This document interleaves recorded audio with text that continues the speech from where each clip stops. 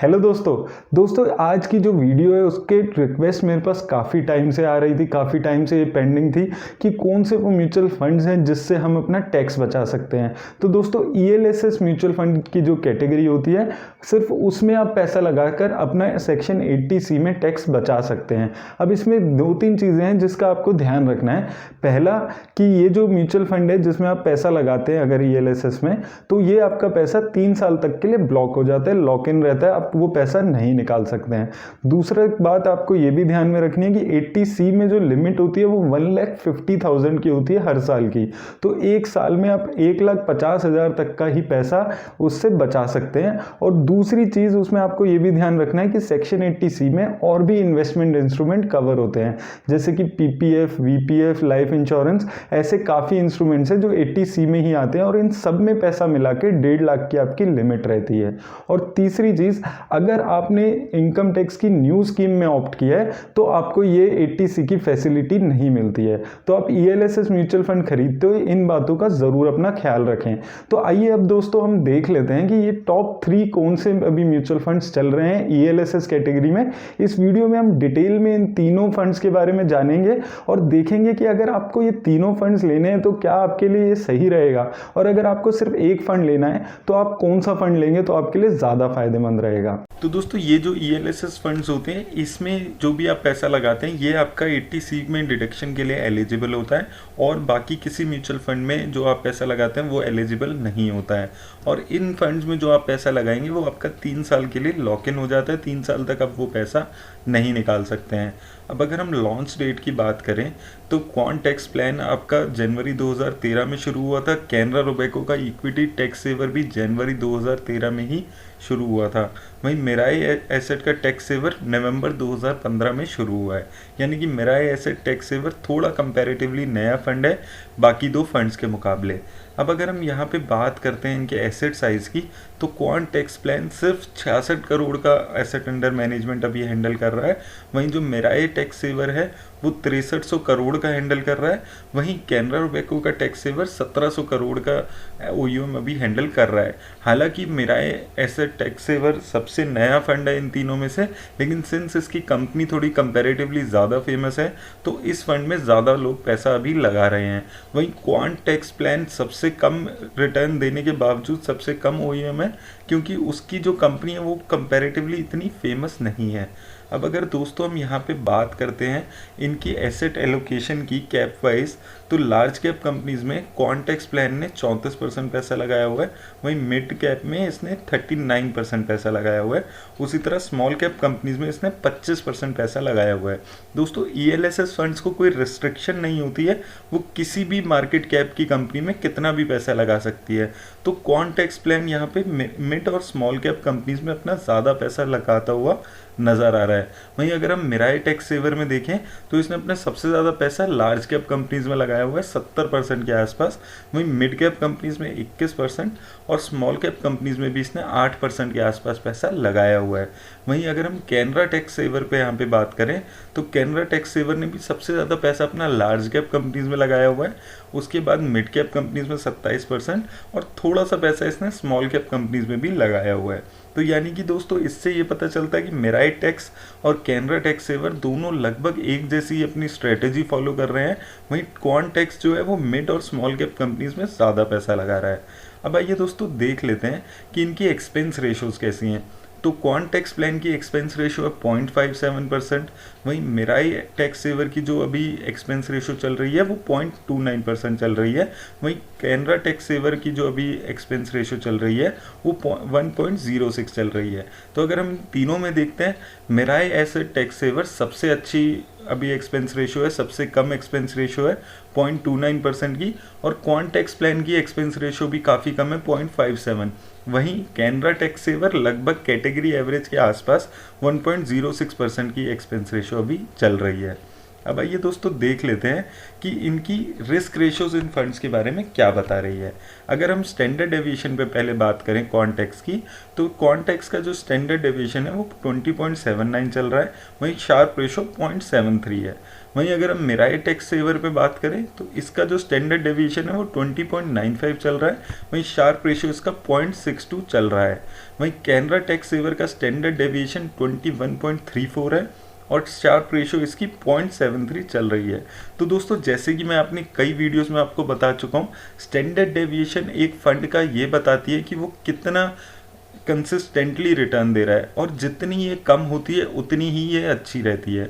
तो अगर हम इन तीनों को कंपेयर करते हैं तो क्वांट टैक्स प्लान की स्टैंडर्ड डेविएशन सबसे अच्छी है, तो ये काफ़ी कंसिस्टेंटली रिटर्न दे रहा है अगर हम बाकी दो फंड से कंपेयर करते हैं। वहीं शार्प रेशो हमें बताती है कि फंड रिस्क एडजस्टेड रिटर्न कितनी दे रहा है, और ये जितनी ज़्यादा ऊपर होती है उतनी अच्छी होती है। तो क्वांट टैक्स प्लान यहाँ पे भी सबसे अच्छा यहाँ पे दिख रहा है कि वो रिस्क एडजस्टेड रिटर्न अच्छी दे रहा है। अब आइए दोस्तों देख लेते हैं कि इन फंड्स ने किन सेक्टर्स में अपना मेजर पैसा लगाया हुआ है। अब अगर हम सेक्टर्स पे बात करते हैं यहाँ पे, तो क्वांट टैक्स प्लान ने सबसे ज़्यादा पैसा अपना टेक्नोलॉजी सेक्टर में 21%, हेल्थ केयर में 17%, वहीं फाइनेंशियल सेक्टर में इसने 13%, केमिकल और एफएमसीजी सेक्टर में भी 10% के आसपास पैसा लगाया हुआ है। वहीं मिराई एसेट टैक्स सेवर ने सबसे ज़्यादा पैसा अपना फाइनेंशियल सेक्टर में लगाया हुआ है, लगभग 40% के आसपास। वहीं टेक्नोलॉजी सेक्टर में 11%, एनर्जी में भी 9% और हेल्थ केयर और एफएमसीजी सेक्टर में भी 7-6% के आसपास पैसा लगाया हुआ है। वहीं अगर हम कैनरा रुबैको पे देखें तो कैनरा रुबैको ने भी सबसे ज़्यादा अपना जो पैसा लगाया हुआ है वो फाइनेंशियल सेक्टर में ही लगाया हुआ है 37% के आसपास, और टेक्नोलॉजी सेक्टर में 16% के आसपास। वहीं ऑटोमोबाइल, कंस्ट्रक्शन और इंजीनियरिंग सेक्टर भी इसके टॉप 5 सेक्टर्स में शामिल हैं। अब आइए दोस्तों देख लेते हैं कि इन्होंने किन कंपनीज में पैसा लगाया हुआ है। अब अगर हम कंपनीज पे बात करें तो क्वांट टैक्स प्लान ने सबसे ज़्यादा पैसा अपना भारतीय एयरटेल में लगाया हुआ है 6%, वहीं फोर्टिस हेल्थ केयर में 5%, इन्फोसिस, टीसीएस और एनएमडीसी में भी 5% के आसपास। उसके अलावा टेक महिंद्रा, जीआईसी, आईटीसी, सत्यम इंडस्ट्रीज और ओरेकल फाइनेंशियल जैसी कंपनीज भी इसके टॉप 10 कंपनीज में शामिल है। वहीं अगर हम मिराई एसेट टैक्स सेवर की बात करते हैं तो इसने मेजरली, जैसे हमने पहले भी देखा था, लार्ज कैप कंपनीज में पैसा लगाया हुआ है। तो इसकी जो टॉप 10 कंपनीज दिख रही हैं वो मेजरली लार्ज कैप कंपनीज ही हमें यहाँ पे दिख रही हैं। अब अगर हम यहाँ पे कैनरा रुबैको की कंपनीज देखें तो कैनरा रुबैको ने भी मेजरली अपना पैसा लार्ज कैप कंपनीज में ही लगाया हुआ है, और यहाँ पे हमें देख के एक चीज़ समझ आ रही है अगर हम इन टॉप 10 की कंपनीज को कंपेयर करते हैं कि क्वांट टैक्स प्लान की जो कंपनीज है वो काफ़ी डिफरेंट है। अगर हम तीनों की टॉप 10 में कॉमन कंपनीज निकालते हैं तो सिर्फ एक इन्फोसिस ही ऐसी कंपनी दिख रही है जो इन तीनों के पोर्टफोलियो में शामिल है। वहीं अगर हम मिराई एसेट और कैनरा रुबैको की कंपनीज कंपेयर करते हैं तो काफ़ी सारी कंपनीज इनके पोर्टफोलियो में सेम ही दिख रही है, जैसे कि एचडीएफसी बैंक हो गया, इन्फोसिस हो गया, आईसीआईसी बैंक है, एक्सिस बैंक है, एसबीआई है। ऐसी काफ़ी कंपनीज इनके दोनों के पोर्टफोलियो में सेम दिख रही हैं।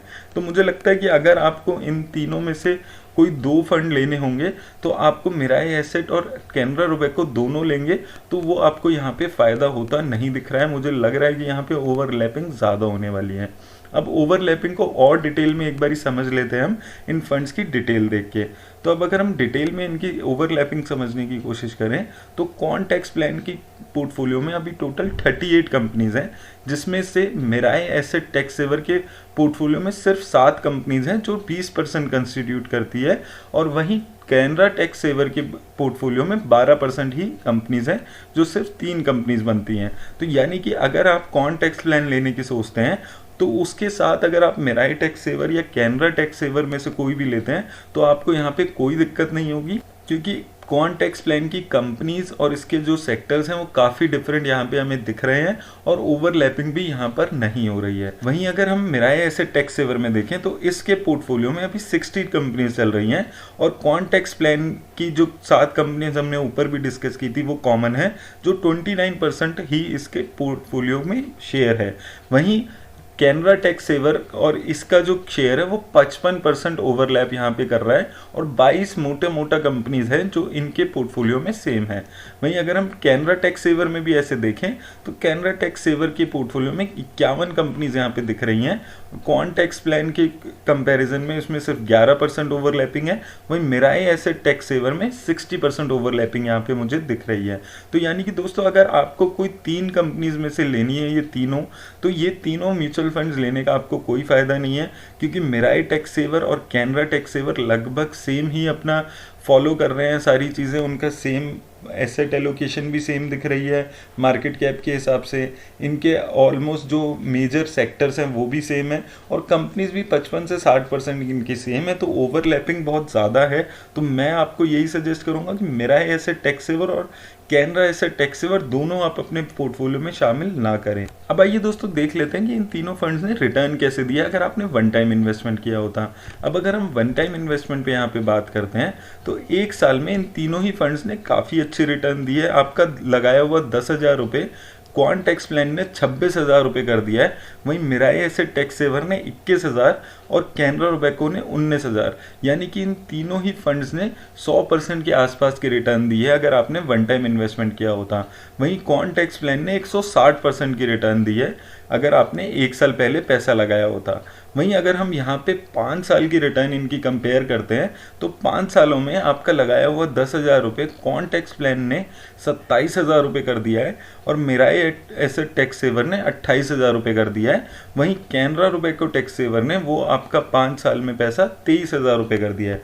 वहीं अगर हम ईयर ऑन ईयर देखते हैं तो क्वांट टैक्स प्लान ने ईयर ऑन ईयर इन दोनों फंड्स को आराम से बीट किया है।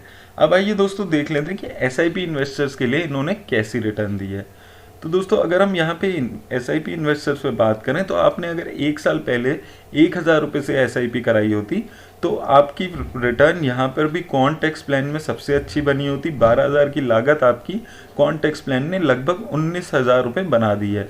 वहीं 2 साल, 3 साल और 5 साल के पीरियड में भी क्वांट टैक्स प्लान ने इन बाकी दोनों मिराई एसेट और कैनरा रोबेको के जो फंड्स हैं उनको आराम से बीट किया है। 5 सालों में आपकी 60,000 की लागत इस फंड ने 1,13,000 रुपये बना दी। मिराई एसेट टैक्स सेवर ने भी अच्छी रिटर्न दी है।